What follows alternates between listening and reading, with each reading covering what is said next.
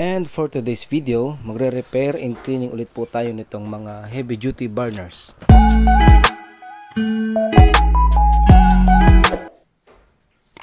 So, as you can see po, malinis pa naman yung kanyang gas controller and then yung kanyang mga burners. Pero yung concern ni customer ay mahina na yung apoy. So, i-check natin yung kanyang gas controller, baka clogging na. So, i-check na po natin.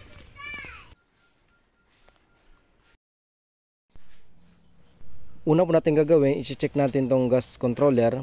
Gamit po tayo ng tools na number 10. Wala ko pa kabalik itong Sabado. Kay busy kayo na ay bukid.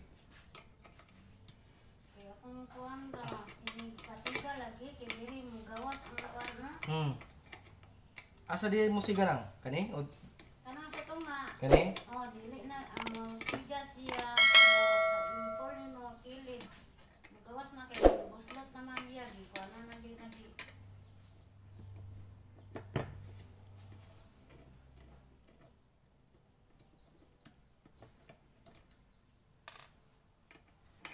Naday bisita mga pari na.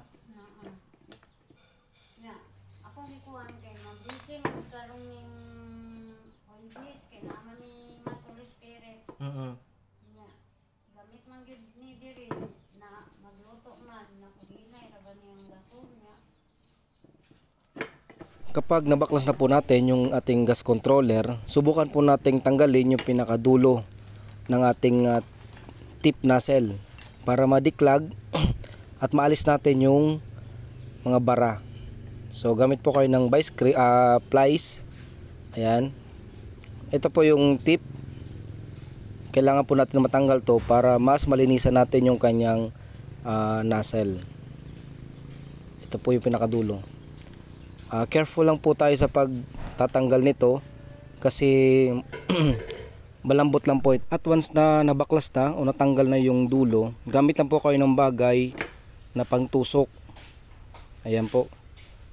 Na magkakasya doon sa pinakabutas ng ating mga controller. Susundit-sundutin nyo lang po yan para madiklag yung mga bara.